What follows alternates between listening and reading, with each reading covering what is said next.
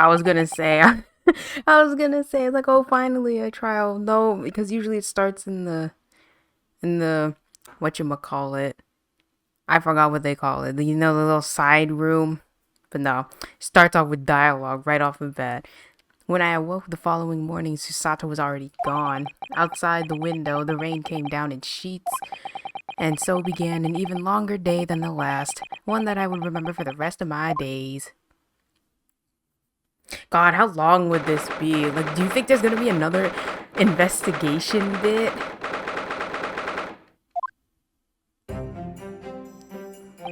Good morning, Gina. I'm determined to prove your innocence today. I'm sure we can do it.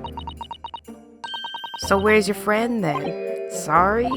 You know, her in the fancy dress. Susarto, or however you say it, I don't know. Oh, Miss Susato had to leave early this morning. She was already gone by the time I woke up. You alright with that, are ya? Forget about me if you like. Go and see her off. It's fine. It's not as though Miss Susato and I won't ever meet again. Oh, won't meet again one day. Even so. But you, Gina, you only get one chance. This trial today is all we have. Good morning, you two. How are you feeling, Ginny? Did you manage to sleep? Iris, what are you doing here? And what do you mean? When a friend is in need, we show our support. Isn't that right, Wagi? Oh, Wagi. A great way to show your support, kitty. Let him have a nose around. What harm can it do? Oh, that reminds me, I bought a paper on the way here. Now, would you like the good news or the bad news? Now, what do you say, Runo? Ginny? Oh, well, I think I'd rather get the bad news out of the way first. Nah, always take the good news first. You might not live to hear the bad. Yes, that question always gives away people's personalities. Oh, let's not go there. Alright then, I'll give you the bad news first. A record amount of rain has fallen this morning and carriages all over the capital are struggling to move. Huh? The bad news was a weather report? So I hope that Susie made her train to Dover and that the train isn't delayed on its way to the port. Gosh, yes. Alright then, so what's the good news? Well, the rain is forecast to subside this afternoon, so even if the train is delayed, it should be able to make up the time later. Well, that is good news, isn't it? I couldn't give a monkey's, really. If only all good news canceled out the bad. And look, this trial has made the headlines too. Pawnbroker perishes in pick-purse plunder. See? How'd you like that? Well, let them say what they want. See if I care. I can't because you're covering your face. Don't worry, Runa will soon show everyone that this headline is nonsense. I will. And then, in tomorrow's papers, the headlines will be Discharged Diver is Dauntless Do-Gooder. Isn't that right, Runo? Oh, yes. Let's hope so. Of course they will. I have absolute faith in you. How was that? I was trying to sound like Susie. Did it work? Did it? It's like she was still here. Oh, can I look at it? No! What if there was a clue? I mean, it's important enough that they put it in my, my court record.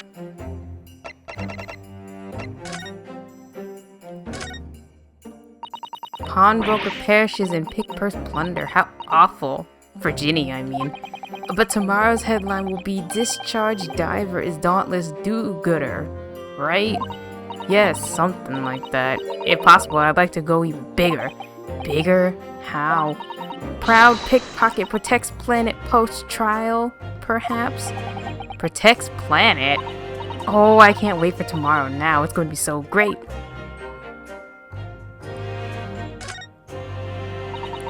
There's a sensational story lower down the front page as well. Look, Ministry Mole? Classified secrets may have been leaked overseas from Ministry of Justice? For a 10-year-old. Iris certainly has her finger on the pulse of world news. It's about a secret communications between Great Britain and its allies. Apparently they're being intercepted by hostile nations.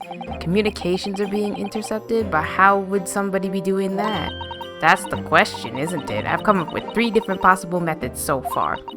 Are you looking for a new career, Runo? No, of course not.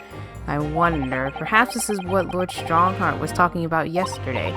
Yes, it could be, and it could explain why he has Gregsy running from pillar to post at the moment. Oh, look, see, that was good. So good.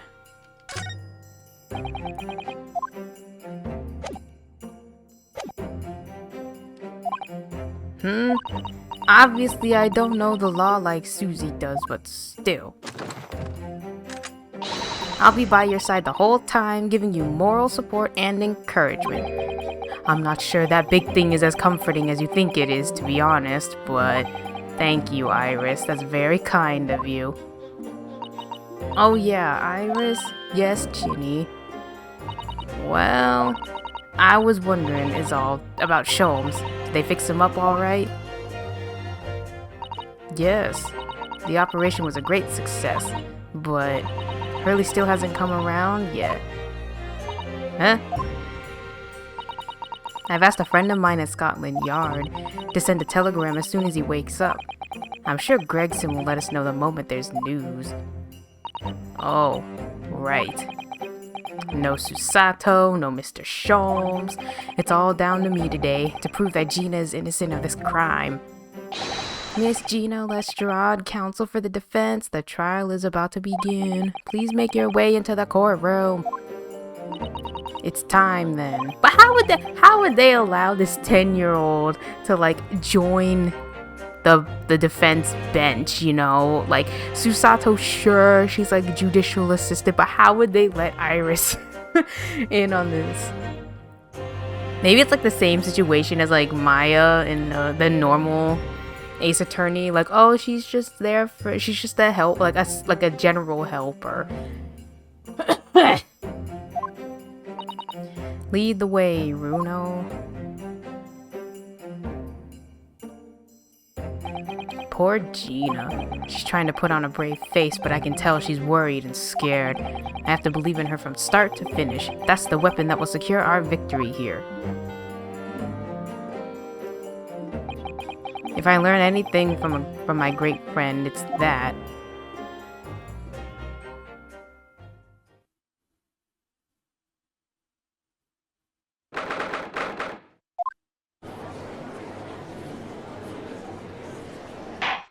Do they not have anyone else in this town to be on this jury?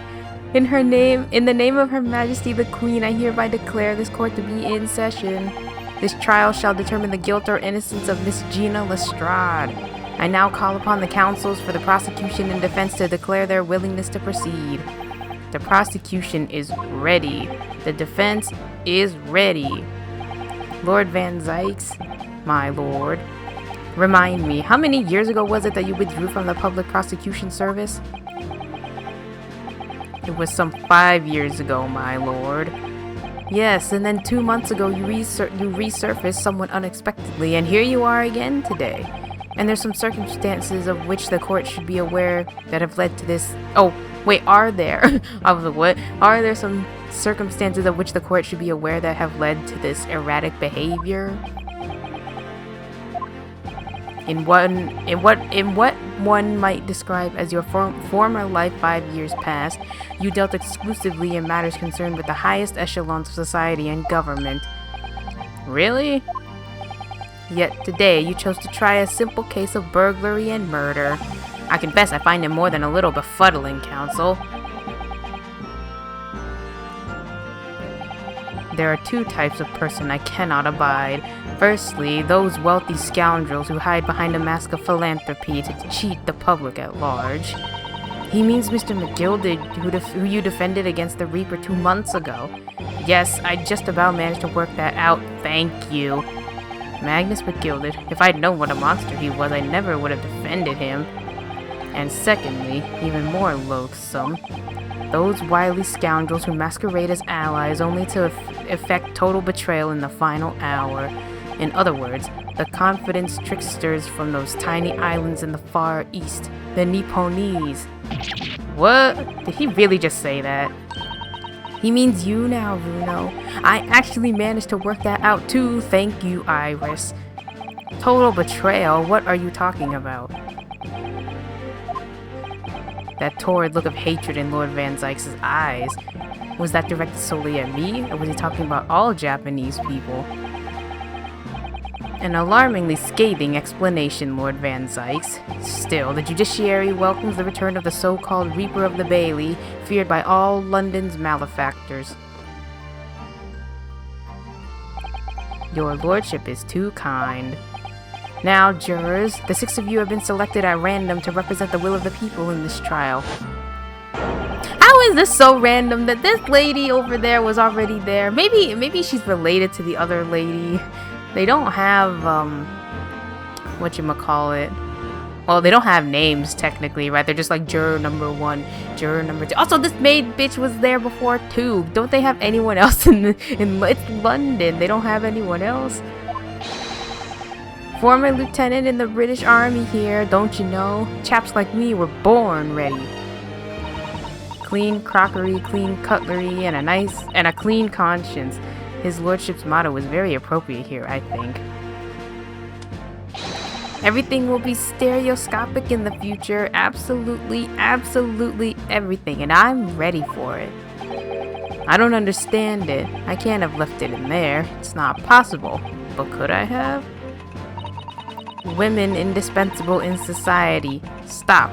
Female-centric future awaits. Stop. Okay, maybe they're like related to the other ones, because this one has like one of those Morse code telegram things, and then the other one had a typewriter, so maybe they're like semi-related. They're like Nurse Joy, Officer Jenny.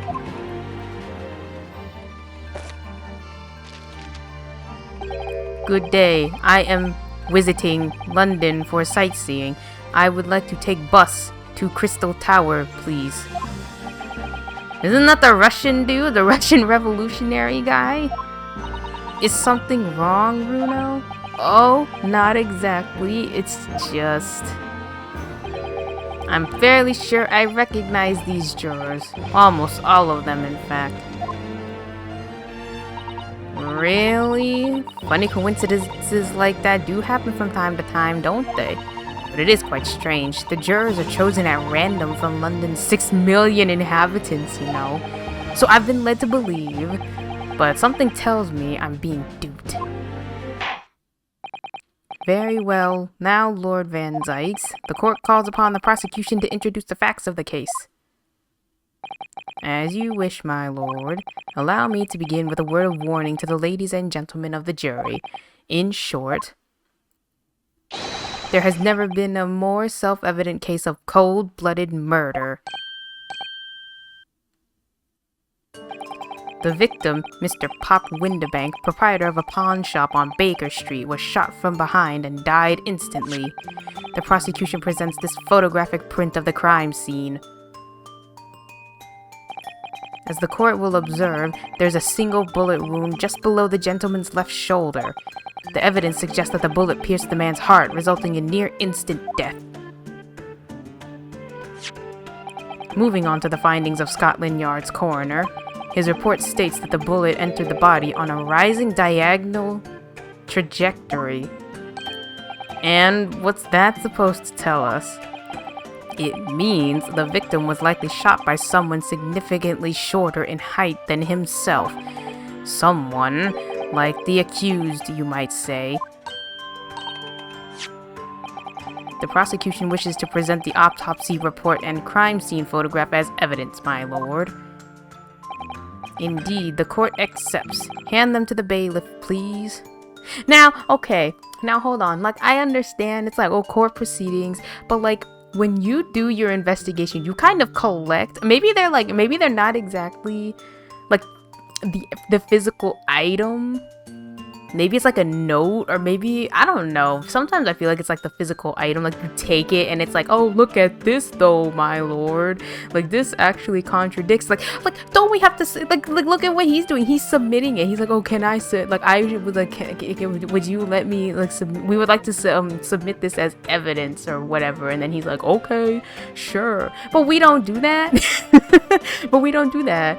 He's like, hold on, we have a receipt that's like, you know, with the other date and time and shit. That's not the same. Even though he said, you know, something like that. Like you take a receipt and they're like, oh my god, this is a, you know, a clue. But we don't have to like submit it. I guess maybe this is more like official. Like an autopsy report and the crime scene photo. I now ask the court to turn its attention to the plan of the establishment where the incident occurred. The proprietor was found in the storeroom where he kept articles pawned to him. A windowless room with a single point of entry, a door to the main shop that was found locked. In this sealed chamber, there were only 2 persons present. The victim, Mr. Windibank, and the accused. It may further interest the court to know that when the accused was discovered at the scene, she had in her hand the gun used to fire the fatal bullet. Well, that's that then, isn't it? Nothing more to say. Isn't that grubby little girl a pickpocket anyway? She's one of those filthy drabs that lives in the slums in the East End. Oh well, it was only a matter of time before she got blood on her hands then. What are the jurors waiting for? The girl's guilty as hell! We can't jump to conclusions here. We mustn't assume her guilt because of what she has to do to survive.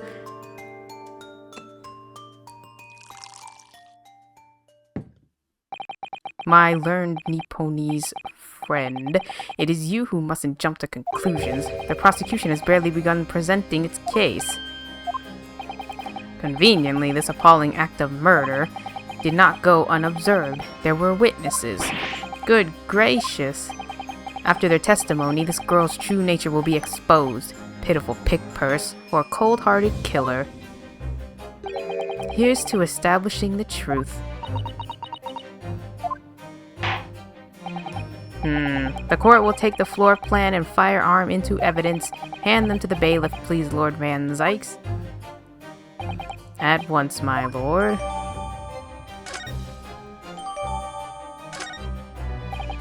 This isn't good. I feel like the mood in here has turned very gloomy all of a sudden. I think that's because it has.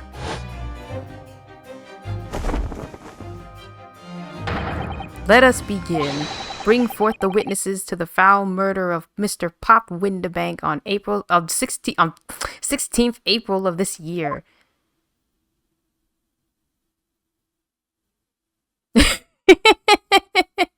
They look so funny.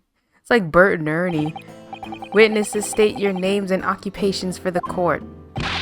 Names: Nash Skulkin. Occupation is baddie.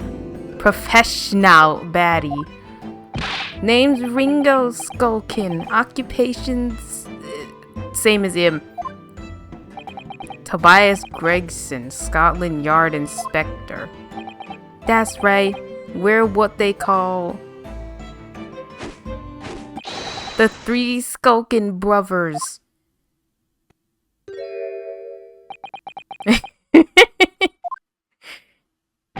Now, what are you looking at me like that for? Don't lump me in with you lot.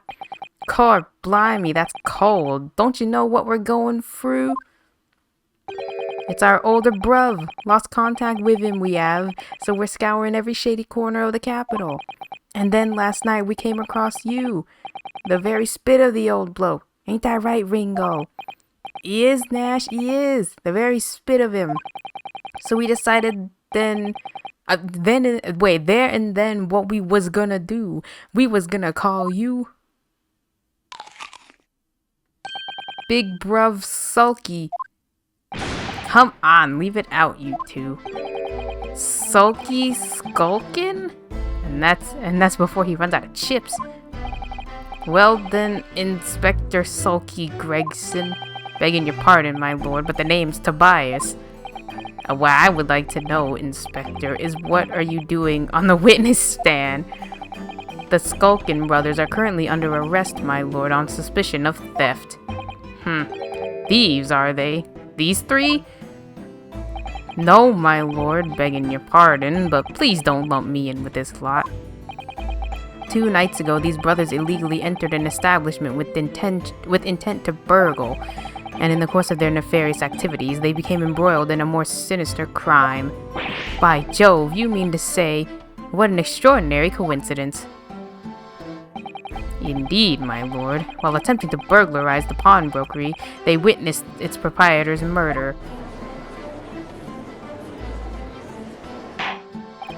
Ordar. The various trespasses of these brothers is not the subject of today's proceedings, though they will naturally face trial in the very near future. With your lordship's permission, I'd like to remain in the stand to keep these gents on the straight and narrow. Of course, Inspector. Skeptical as I am about the caliber of these witnesses, I will permit them to take the stand. Mr. and Mr. Skulkin, you will now testify before the court. Describe the events of the night in question and what exactly you saw. Happy to. 'Cause a skulkin's never skulkin'.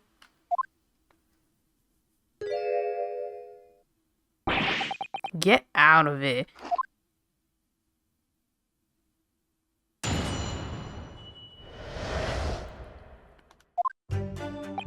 We was walking down Baker Street in the small hours and the Gap's door was ajar, see?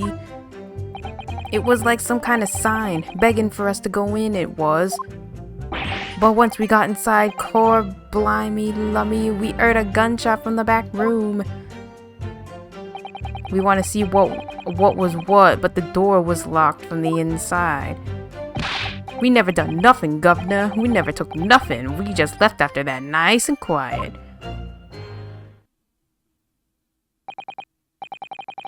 A terrible coincidence, it would seem. At the precise moment these miscreants entered the property, an even more sinister crime was afoot. The witness's testimony is consistent with the crime scene in every detail. The door providing access to the storeroom from the main shop was indeed locked from the inside.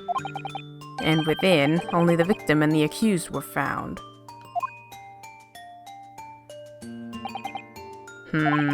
I must say it does appear to be an overwhelmingly simple case. Still, the defense may cross-examine the witnesses now, of course. Counsel, if you please.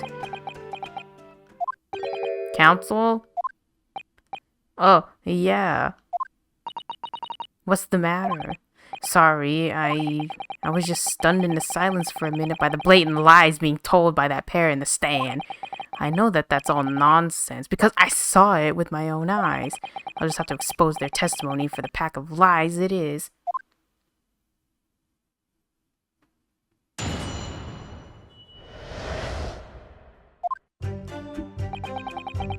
Okay, we was walking down Baker Street.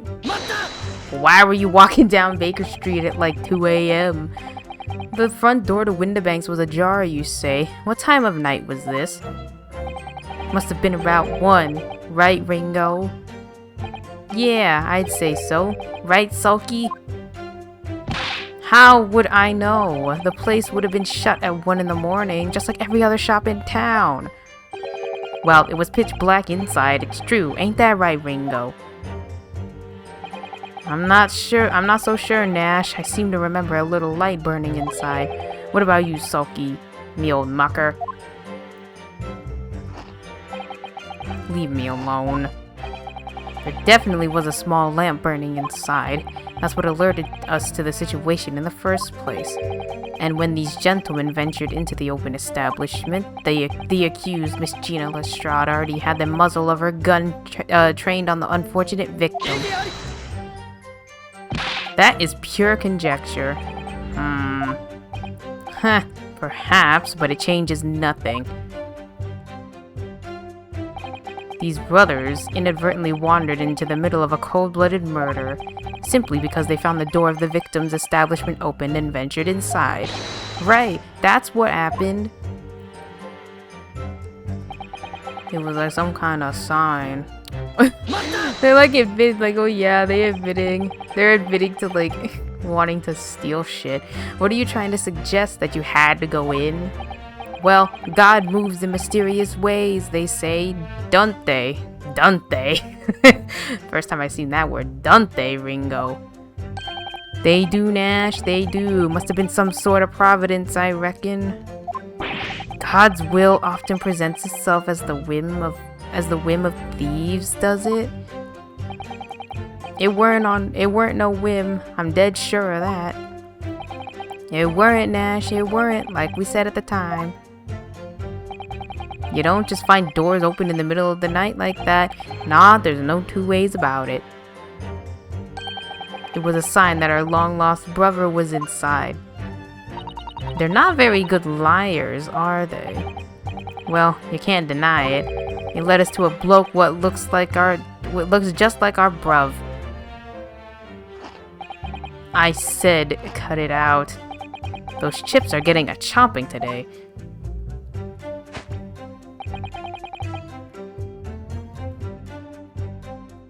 I guess we'll just press everything.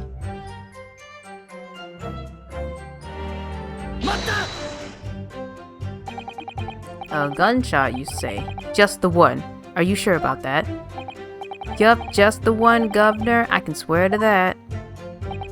It was, Nash, it was. Ain't that right, bruv? The firearm used belonged to the victim himself. Yes, Mr. Windibank always used to leave his gun lying around on the corner. Right, I remember. When we examined it, we found the revolver was completely out of rounds. That makes sense. Mr. Windibank always used to say he only ever kept a single bullet loaded. That's true. I remember him saying that as well. So we can say, with considerable certainty, that only a single round was discharged from the firearm used as the murder weapon. Yes, my lord, we can.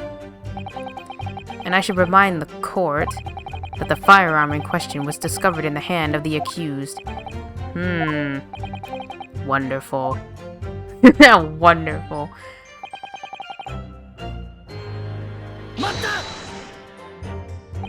Do you mean the door between the main shop and the storeroom? If my learned friend is having difficulty grasping the situation, perhaps a drawing would help. Excluding the shop's entrance from the street, there was only one other door, that of the storeroom. Of course, there was only a little oil lamp burning, not much to see by. And the door was hidden beneath a curtain and all. That's right. When we arrived, the door was mostly obscured by the curtain. Tell me, why exactly did you try to open that door? Eh? Any normal petty thief would run at the sound of a gunshot, I should think. Oh, well, your turn to rabbit, Ringo. Well, Nash, yeah, I suppose. You'd have to say that we ain't normal, eh? Broadly speaking, humans respond in one of two ways on hearing a gunshot or a scream. The timid flee, gripped by fear, while the courageous investigate to see if they might help. These gentlemen are of the latter inclination. My learned Nipponese friend, it would seem, is the former. Alright, somehow I just proved that I was a coward that night. Thank you, counsels. So I believe we all understand that the door was locked and could not be opened. Proceed, witnesses.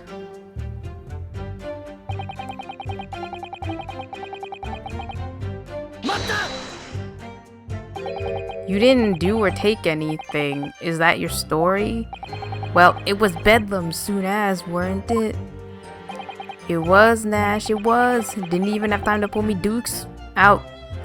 Pull me dukes out of me Lucy lockets. So, with no time to take your hands out of your pockets, you just left nice and quietly, you say. That's right, Governor. Nothing we ate more than violence. Peace-loving nibblers we are, not bludgers. We are, Nash, we are. Never even pulled me dukes out me Lucy lockets. So, you'd clearly like us to believe... come again? As you fled from the pawnbrokers that night, did you not run into anyone else? And did you not fire a gun at that person? Saints alive, they fired a gun, you say? Blimey, Governor. You ain't telling us it was you in the doorway? It was. Why the bleeding Nora? Didn't you mention that before? You were armed with a gun, and as you fled the scene, you fired that gun at London's greatest detective, Sherlock Sholmes. They shot the great Mr. Sholmes? I did hear that, actually. There was a rumor he'd been rushed to hospital. The great Sholmes? That's beyond the pale. On the night in question, this pair were arrested by the police within minutes of the discovery of the crime scene. Their suspicious countenance rapidly gave them away. And when searched, a firearm was indeed found in their possession.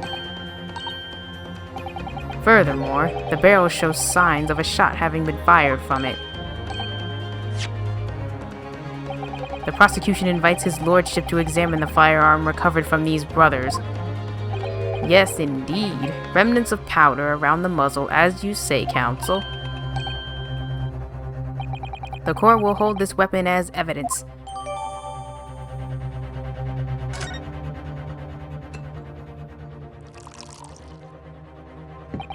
Now, my learned Nipponi's friend. Yes?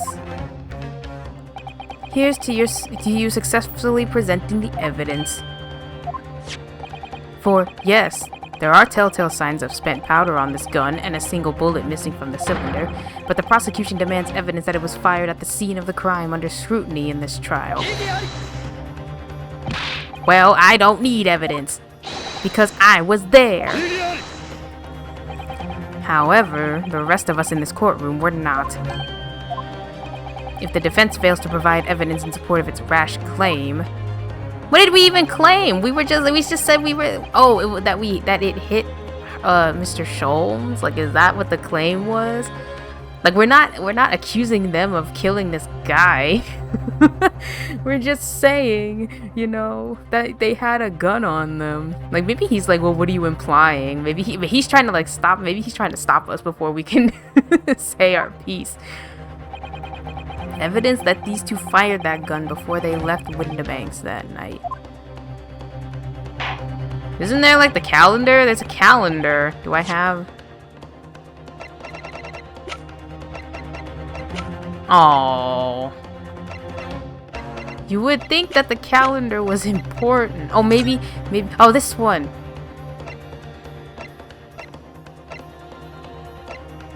It was this one, so I think I can do that. The court demands that all claims are affirmed with clear proof. What evidence shows that these witnesses unloaded a firearm in the pawnbrokers? There's blood. The evidence is in this portfolio. What on earth have you there, counsel? During the course of our investigations, we discovered a number of blood stains. Not trusting the police to do the job they're trained to do? How arrogantly Nipponese of you. Well, anyway, we analyzed all the blood samples we found and recorded the results in this portfolio. And you claim to have the evidence the court is demanding therein? See, like we have this blood portfolio that we didn't, like... I mean, I guess now we're, like, showing it. Like, oh, here's this, but it's like... It's like such it's like unregulated. Like, oh no, you thought we didn't have evidence, but Uno reverse. we have a self-made portfolio of blood stains. Like, yes, my lord. No more dallying then, counsel. Present the pertinent evidence at once. What do you have in your portfolio that proves these witnesses unloaded a firearm? It was that one. What is that? Explain. It's a photographic print taken at Windibank's pawnbrokery on the day of the incident. From the scene of the crime, is it? Is that a bullet hole? And if my eyes do not deceive me, it appears the bullet is still lodged there. Yes, as your lordship noticed, the bullet pierced Mr. Windibank's calendar. The date shown being the 16th of April, the very day of the pawnbroker's death. The incident occurred at 1 hour after midnight, but this indicates that a separate shot had been fired sometime after the calendar. After the calendar had been set to the 16th. That's right, and while it isn't irrefutable, the defense believes this is credible evidence that the witnesses did fire a round from their gun in the pawnbrokers that night. Nah. Or how does the prosecution stand, Lord Van Zykes?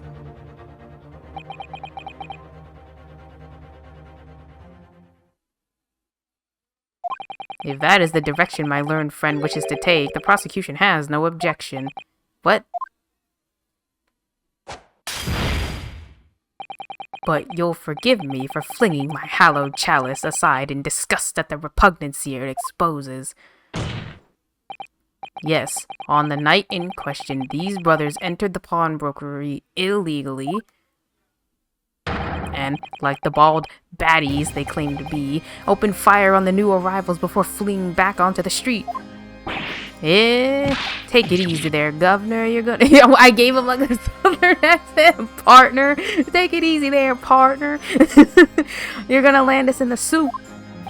We had a deal. You weren't gonna get into them details. Tell him, Sulky. Set the bloke straight. I have nothing to add. So he knew, did he? Van Zykes knew their testimony would almost certainly expose the extent of their crimes. It would seem now that I owe my learned Nipponese friend a word of gratitude. And what do you mean? What I mean is that you have helpfully confirmed an important fact. To what fact do you refer, Lord Van Zykes? As had been established at the point of their arrest, a single shot had been fired from the brothers' gun. However, if that shot found its target in Mr. Sholmes, then clearly these witnesses cannot be accused of the fatal shooting of the proprietor and victim. Well, in other words, these two men have no material connection to the murder of Mr. Windibank at all. So that's it.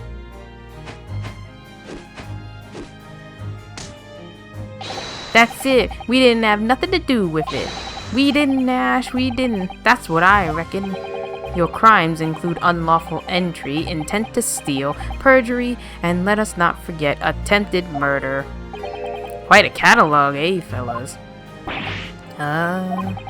We're in for it now, bruv. Now then, let us take a moment to consider the aforementioned great detective, Mr. Herlock Sholmes. It would seem the man patronized the pawnbrokers in question somewhat regularly. Where's he going with this? Mr. Sholmes appears to take pleasure in tinkering with eccentric machinery. Eccentric says who? Not me. Don't give me that look. He installed a pair of machines like this one in the victim's shop. Oh, that's one of Hurley's red-handed recorders. What is that, counsel? It has the appearance of a photographic contraption. As your lordship has surmised, it is indeed a camera attached to a small timing device. Every half an hour, it automatically photographs the interior of the establishment. The idea being that if a thief were to break into the shop, he would get caught red-handed. The prosecution has obtained the photographs taken by the device on the night in question.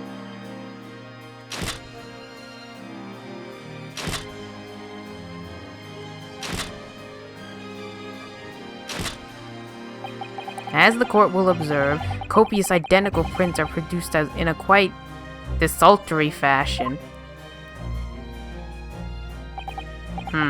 Rather prodigal? In fact, there are 2 such devices in the victim's shop, my lord. If I may refer the court to the plan of the premises, their respective positions are here and here. You say these cameras produce a print every half hour. I'm afraid I failed to see how that would help if the anticipated thief conducted his activities in one of the many 30-minute intervals. One can only pray that the would-be criminal lingers, my lord. On the night in question, the witnesses currently in the stand were not caught on camera. That's a bit of Friar Tuck, eh, bro? Lady Luck loves a skulking. Witnesses, at what time did your trespassing begin? Must have been just after 1, right? Right, bro? They just said that it was like after 1. Must have been Nash, must have been. Yep, just gone 1. In which case, minutes before these brothers entered the establishment, what scene might we expect to see within the shop? Let us examine the evidence. Good lord, it's the defendant, Miss Gina Lestrade.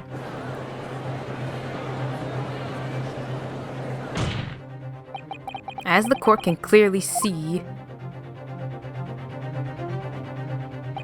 the accused is pictured, gun in hand, facing the victim over the shop counter, no doubt coercing the proprietor to open the door to his storeroom.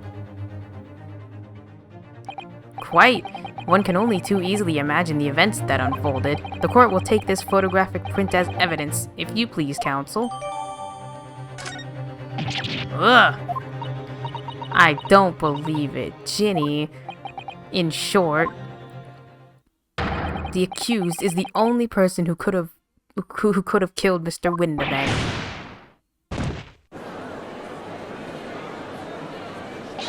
I say, my lord.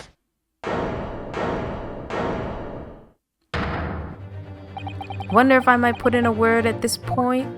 Go ahead, Mr. Foreman. Took a bally bullet to the knee in the Battle of Maiwand. Maiwand? 1880, don't you know? Decorated for it and all that, but forced to retire from service, sadly. Of course, a medal can never outshine the exploits of chaps like us on the battlefield. Yes, Mr. Foreman, and what exactly is your point? Carried on the battlefield after retirement, you see? The battle of daily life, if you like, and here I am now, leading this small squadron, 6 men, all good and true. And we'll all go down together, mark my words, one for all and all for one.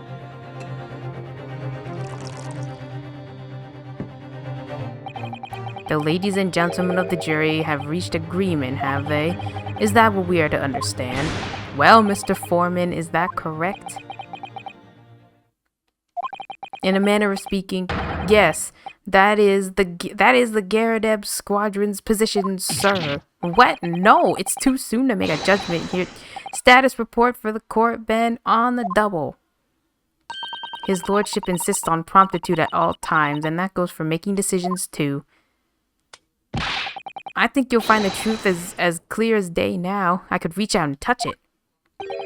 I wouldn't have left it in there. I just wouldn't. But in all honesty, I can't actually remember. This situation clear. Stop. No room for doubt. Stop. Truth now undeniable. Stop. I am very sorry for brothers. They are unlucky. Very well. I now call upon each member of the jury to state his or her leaning in this matter. Announce your considered verdicts to the court. Yuzai! Yuzai! Yuzai! Yuzai! Yuzai! Yuzai!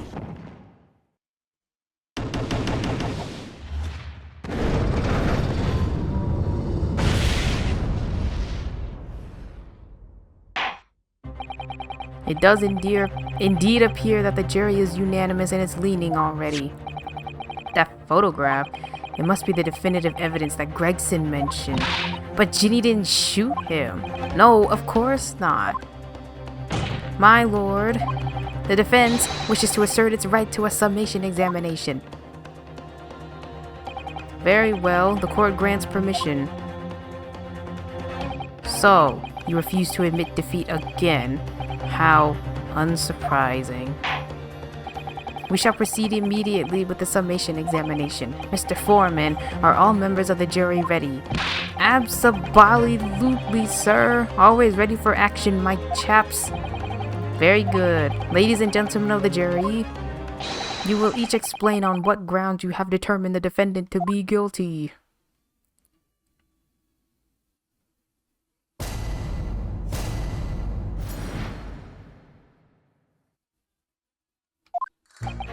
All the evidence clearly points the finger of guilt at this young pickpocketeen. As a housemaid, I should like to see all filthy eyesores promptly and rigorously eliminated. I think you'll find that if you look at that photograph in stereo, the truth will just pop out. If I have left it in there, I should think there'll be repercussions by now. A mind made up. Stop. Global radio transmission of verdict to follow. Stop. In motherland, we say never judge by clothes, judge by head. I am convinced brothers are innocent.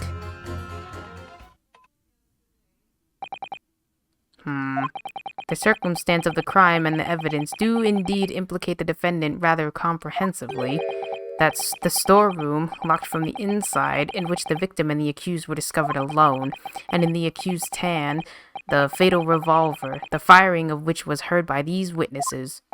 Not to mention this print. Take it from a chap who's seen action on the battlefield. That young girl's on the verge of pulling the bally trigger. Thanks a lot, Mr. Sholmes. Oh dear, Hurley's cameras are supposed to help, not hinder. I'm afraid I think you have an uphill struggle ahead of you. But Gina didn't shoot Mr. Windibank. Which means there's more to this situation that we've yet to see. Agreed. She can read minds now? Maybe he was like mumbling. You have the floor, counsel. Proceed with the summation examination.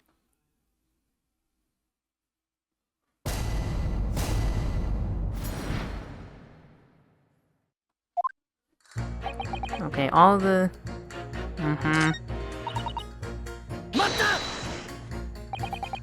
Polishing the bench, I see. Again. A maid's work is never done. Not a blemish must remain. What exactly do you mean by filthy eyesores? On my way to market for his lordship, I have to pass through the East End. The place is full of beggars, pick-pursers, and crossmen. The scum of the earth. A little harsh, perhaps. Let me be plain. If it were up to me, all those back slums would be made spick and span, or eradicated. At least we have people like the great detective working to achieve these important goals. You're referring to Mr. Herlock Sholmes? That's right, I like to keep abreast of his exploits by reading Rand's magazine in between my duties. He does wonders cleaning up London's streets. In my opinion, he should be declared an honorary maid of the capital. Mr. Sholmes? A maid? It's really quite unforgivable. Gutter scum having the audacity to shoot our very greatest detective. Minor detail. It was the two brothers in the stand who shot Mr. Sholmes, not the defendant. A minor detail indeed. They're all gutter scum as far as I'm concerned. Well, it just might be an idea to get our facts straight anyway. Yes. Alright. I shall amend my statement. So, those brothers are the scum of the earth. They should swing? Oh, maybe like hang? That's a way to say it. I think you'll find that. What do you mean, look at the photograph in stereo? Sorry, what? Don't you know? If you look at the photographic print normally, it looks as though the pickpocket girl is about to shoot the victim, obviously. But there's no indication that the defendant ever fired the gun. All I'm saying is that if you look at the same print in stereo, it could reveal all sorts of new information. By any chance, are you a fan of stereoscopes? Oh, how did you know? Let's call it a lucky guess. It never gets old, seeing the two prints merge into one before your eyes. It's extraordinary, it's captivating, it's the height of modernity.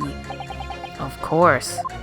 Oh yes, I think you'll find the stereoscope is here to stay, giving us new perspectives we could only dream of before. It's the greatest invention the world has ever seen.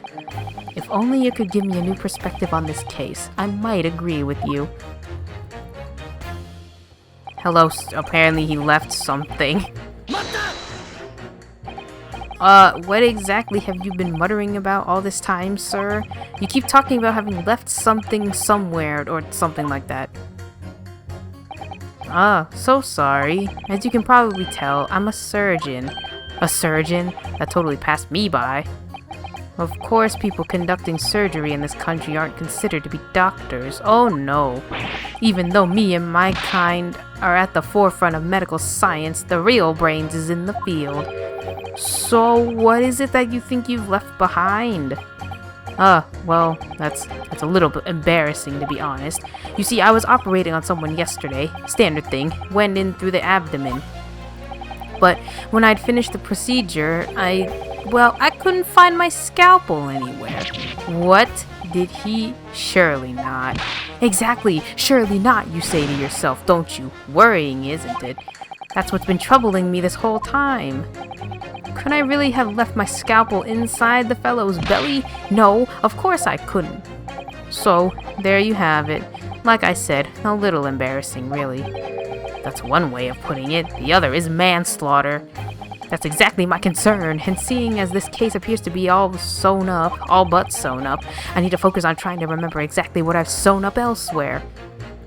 Now, I'm sure I made sure everything was back as it should be, but as sure as you can be without being sure. I'm sure you need to be more sure.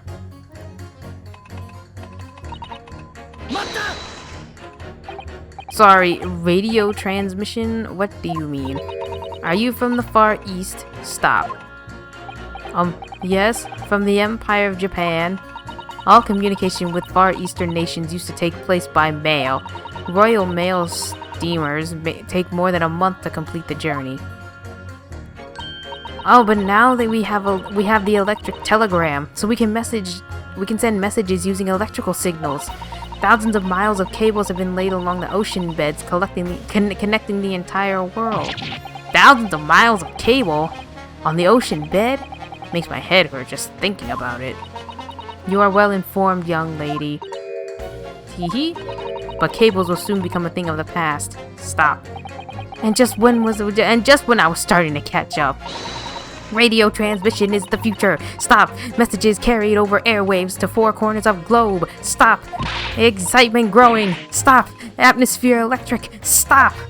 Okay, right. I try not to wear out your fingers. Era of wireless telegraphy. Stop. Driving a technological revolution. Stop. And people say inventions like the stereoscopes are the height of technology. What utter piffle.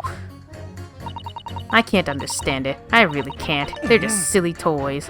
Oh yeah, he's like, oh, you got something to say about stereoscopes? Juror number 3, sorry to interrupt when you're obviously fuming, but what? Do you perhaps have something to say about juror number 5's last remark? As if I couldn't guess. Oh, you bet I do. Say that again. Go on, I dare you. Goodness, are you talking to me? I think he just might be. Yes. You think stereoscopes are just toys, do you? Huh?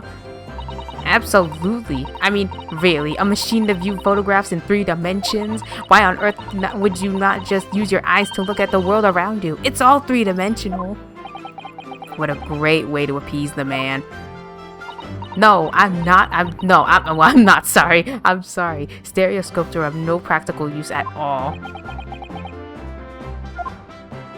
Oh, you just don't know. Pardon? I think you'll find that viewing a photograph through a stereoscope can unlock all sorts of possibilities. I'm obviously going to have to demonstrate. What sort of possibilities? Well, take a crime scene, for example. If you had a pair of photographs from a crime scene that you could view through a stereoscope, it could reveal hidden clues you'd never even noticed before. What? Have you got any prints we could look at?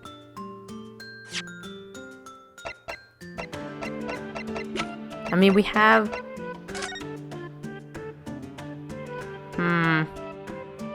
I mean, we have two. There's this cat. Actually, wait, yeah, do we even have the cat still? We don't even have the cat anymore. Actually, no, it's like on the back, right? Oh, but we have two of these.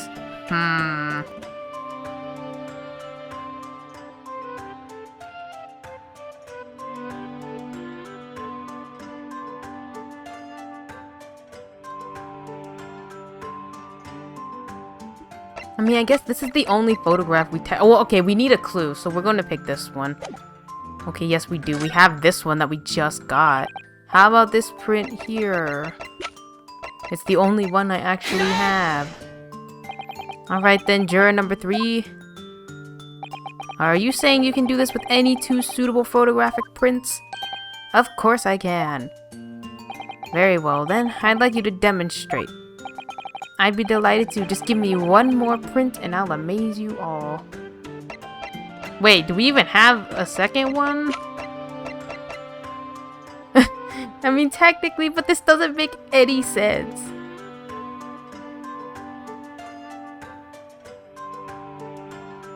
Oh, maybe we fucked up. I think we fucked up. That's what's happening here. We fucked up. Hold on. Can it let me go back? Okay, I don't have one. Okay, I got you. I fucked up. Because we would need at least one of the, you know, same photos.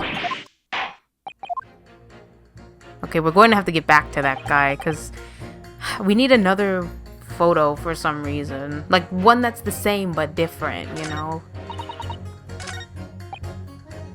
Okay, what about you? I didn't check you. You're Mr. Natsume's landlord, Mr. Garadeb, aren't you? We must really stop meeting like this. You're that lawyer chap. Well, there's a turn up for the books. Yes, rather a turbulent time we had back then. Some extraordinary events took place at your house, that's for sure. Luckily, Mr. Sholmes and I were able to get to the bottom of it all. I think we did rather a lot for you, didn't we? I mean, obviously, I wouldn't be suggesting that therefore you should change your mind. You should change your leaning to not guilty or anything. Can't be denied, I suppose. The curse of the Garadeb's house was the talk of the town after that business. Lodgers moved out and I couldn't get a bally soul to take up the tenancies. Tenancies? Haven't had the heart to break the news to Joni yet. Bad enough that the old girl's clapped up. Yes, can't be denied. You did do rather a lot, but not for us. That's for dashed certain. I suppose not. Of course. There can be no suggestion of that being the reason I'm leaning towards guilty here, obviously. But honestly, I really wish he'd pay more attention to the trial and less to juror number 2. Okay, we have to get another photograph somehow.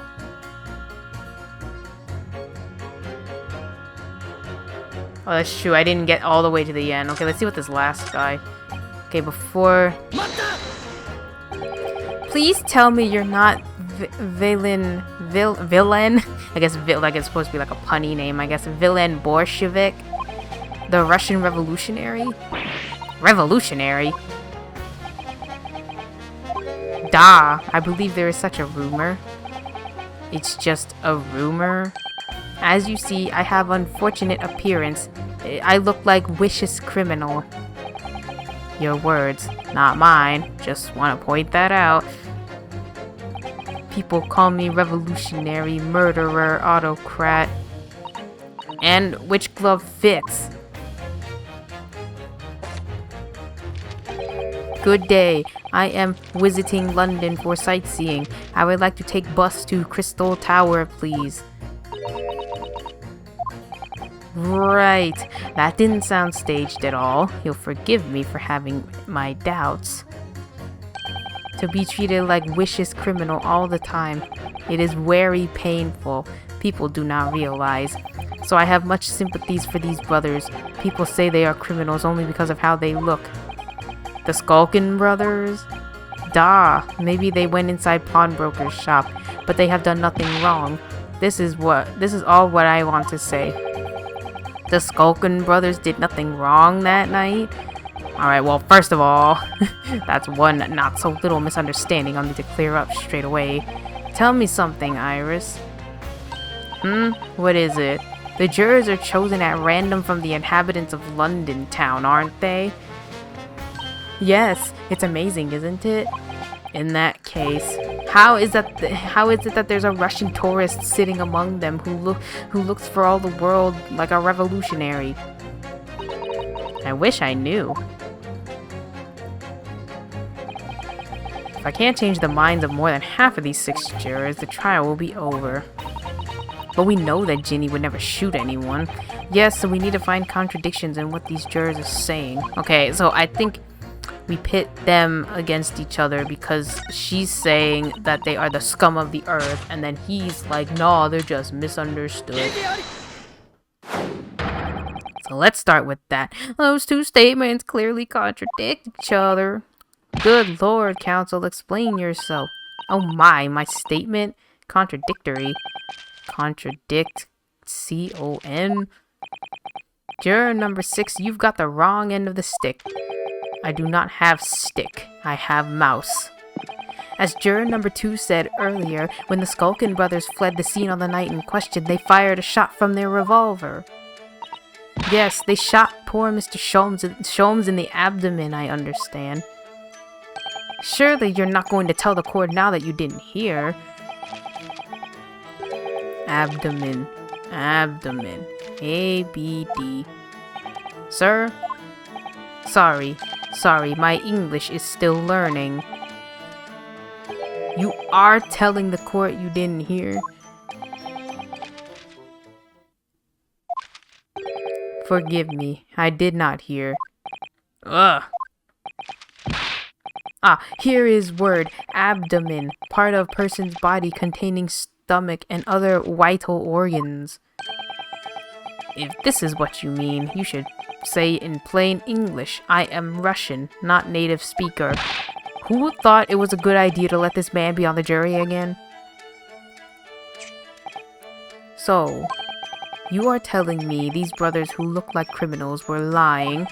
They said before, we never done nothing, but truth is they shot detective. Da, this is double negative. Yes, that's exactly right. Lying is wrong, especially when lie is said by a person who looks like criminal. Coming from you, that seems surprisingly prejudiced. This means when they said we never took nothing, maybe it was also big, fat lie. Is this true? Well, according to the police report, no stolen goods were found, so... Enough. I trust no one now. It's not the mouse's fault, though, sir. I must see with own eyes. I must investigate crime scene myself. I'm afraid that won't be possible. Yes, it is, Bruno. Easily. Sorry? With the prints from Hurley's red-handed recorder. Oh. If you compare the print that pictures Ginny and the next print from... Why didn't she tell me this before? Why didn't she tell me this? Okay. You'll be able to see straight away if anything was taken or not. Cooey, Mr. Prosecutor. Tut tut. Calling on the prosecution in the middle of a summation examination of all times. The print showing the accused threatening the victim after she broke into the shop is this one. Following this, the victim and the accused moved into the storeroom. Meanwhile, the Skulkin brothers entered the shop and summarily...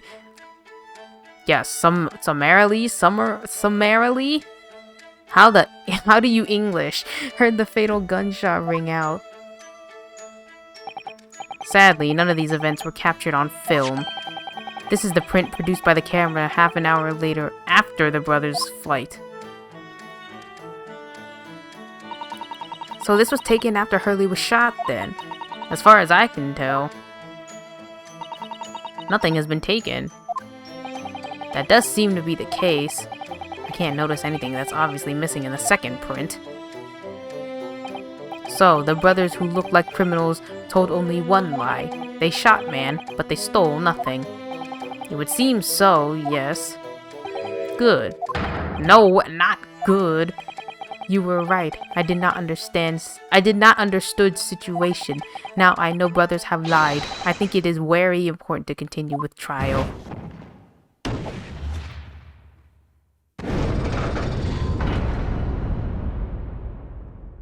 Yay! Well done, Bruno. The balance is shifting. Well, it's a start, I suppose. But there must be more in what these jurors are saying that I can use to expose the truth. And if I can do that, I just might turn the situation to our favor still. Okay, now that I have the second one...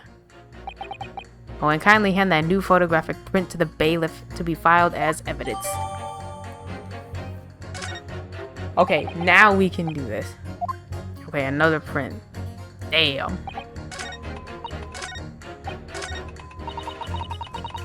Okay, now I gotta go through this one again. Okay, now I have a second one. Alright, these two prints were both taken with the same camera in Windibanks on the night in question. Yes, I see. Tell me, Mr. Lawyer, do you know how stereographic images work? Do you understand the principle? Well, I think so. I did have a lesson only yesterday. The left and right eye images need to be the same, only with a slight shift in positions of the same object. Then, when your brain merges the two images together inside your head, it notices the shift as if it were depth. Yes, exactly. It's that small shifts between certain objects in the two pictures that are really important. So what happens if you use two photographs that are exactly the same then? No, obviously that wouldn't work at all. Not for seeing the scene three-dimensionally anyway. Oh, of course, now I see. Ah, I think the young girl has discovered the secret. I have. Can you uncross your eyes before you tell me? Have another look at these two pictures from Hurley's camera, Bruno. Go on. Do I have to do it again? Can you see that there's a really obvious difference between them? Of course there is. There are two people in the first, no people in the second. Well, yes, you can see that straight away, but now, try looking at the pictures in 3 dimensions. Oh, do I have to do it?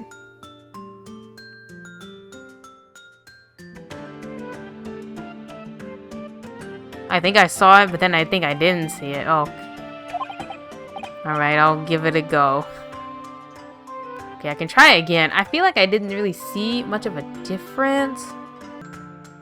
I still don't get it, but okay. So to start with, you have to cross your eyes and then try to make the two pictures overlap exactly. I still don't see it. Maybe I'm just not understanding what the picture is supposed to be. Like the cat one was kind of easy, but now it's like, because there was like only a slight difference. But like,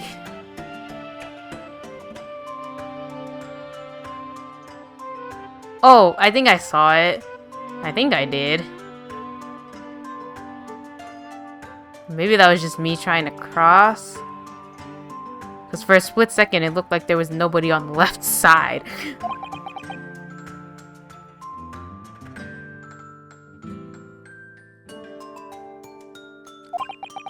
Let's see if by crossing my eyes, I can make the quill pens. Oh, the pens?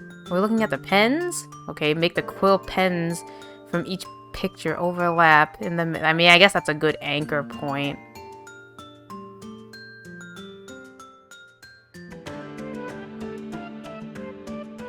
Okay, I think I did it.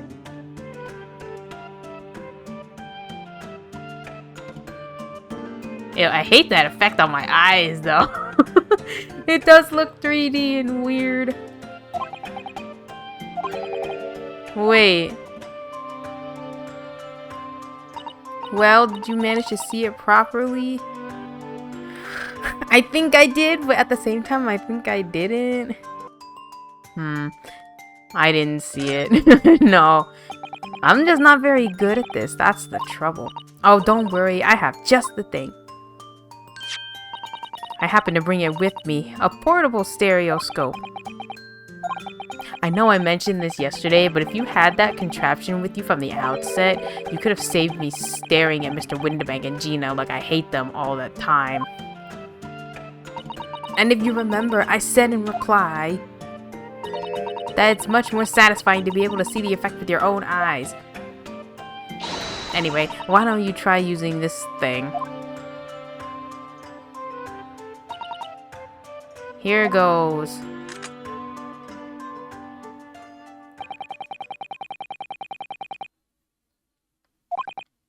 Okay, now let's see what we've got. Wait, look at that. Oh, what's going on with these two pictures? Some of the things on the counter sort of, they jump out at you.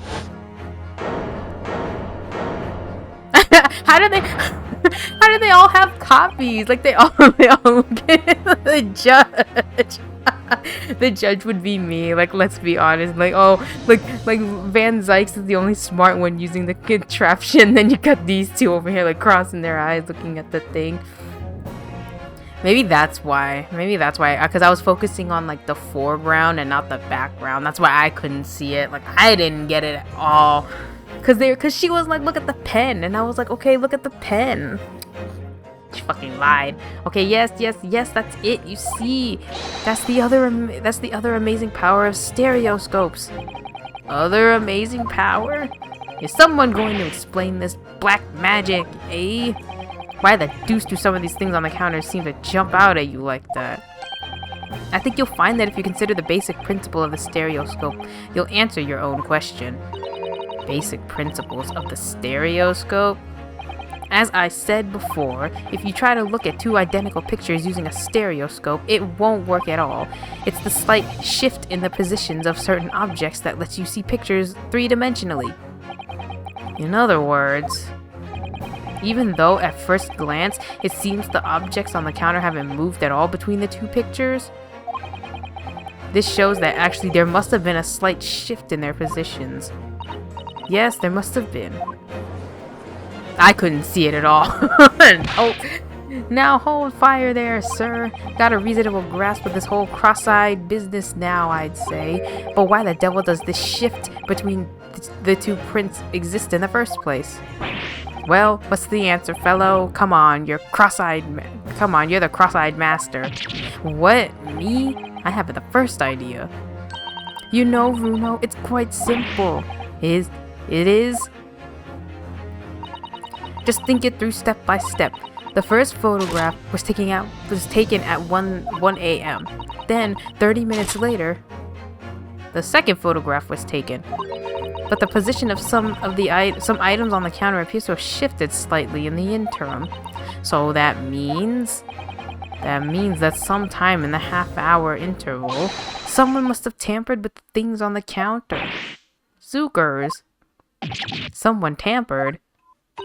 New information. Stop. Not mentioned in testimony so far. Stop. Yes. We've had to go around in circles a little there, it seems. But I'm starting to see what I should be aiming at in this summation examination now. Ladies and gentlemen, the question now is clear. We know the items on the countertop were moved, but by whom? Are you suggesting you might know? Of course. I can tell you right now who was responsible for the almost imperceptible. What the fuck is it? What the fuck is this English? Shift in the items. Was it not the guy? Like, would it not be him? Well, maybe not, because these two were there before us, so...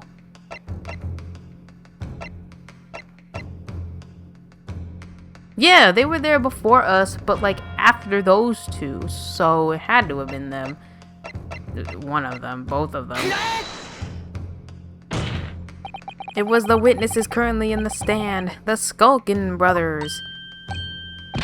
Wait. This does not agree with what brothers said in testimony before. They said they did not even have time to pull dukes from Lucy Lockett's. My phrase book says dukes is meaning hands. is meaning hands, and Lucy Lockets is meaning pockets. But is this another lie? Is that what you're saying? Yes, I'm afraid so. Now hold on there a minute. You can't be sure of that. I quite agree. The accused is a common pick purse after all. It's perfectly possible that she went through the things on the desk to see what she might steal. I think that's unlikely. And why exactly? As you can see from this photographic print, the defendant was pointing a gun at the victim. It would seem, as my learned friend indicated, that she was coercing Mr. Windibank to open the storeroom door. In other words, Miss Lestrade's interest lay within the storeroom, not in the main shop, giving her no reason to touch anything on the counter. All of which points to one thing. The Skulkin brothers have omitted key facts in their testimony. But the accused is a pick purse, common gutter trash. Why look any further for the wrongdoer here? Because the Skulkin brothers are thieves, madam. No better, in fact, worse than a pick purse. I believe that these brothers were looking for something on the victim's counter that night. Ladies and gentlemen of the jury, if you would condemn the defendant on the grounds that she's a pickpocket, would it not at least be right and proper to thoroughly scrutinize the testimony given against her by two thieves? Well said. I, for one, would like to hear more from that shady pair. That's funny. Can you all see now? I think you'll find stereoscopes aren't playthings. You've seen their extraordinary potential firsthand. Even though he was the one who said she was guilty first. Like, come on now. Y'all just going with the flow. Wholeheartedly agree. Stop. Must purchase after trial. Stop. Will return home via Regent Street. Stop.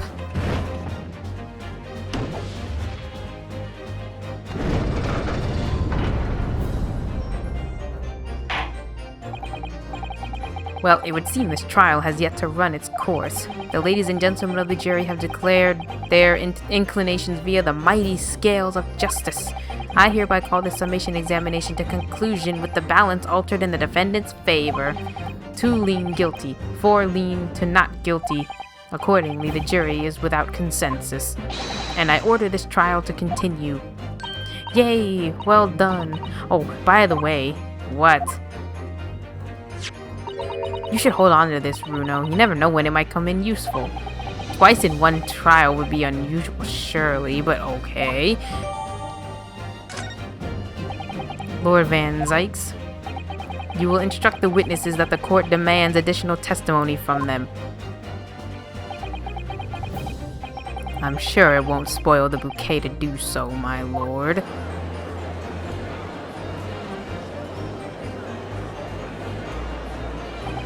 I've won myself another chance to probe that pair about their activities that night at least, and I won't stop probing them until I've proven that Gina is innocent.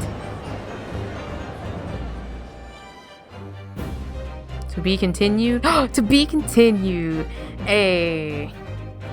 Look, not too bad. Not too bad. Except for that one bit that I went in the wrong order.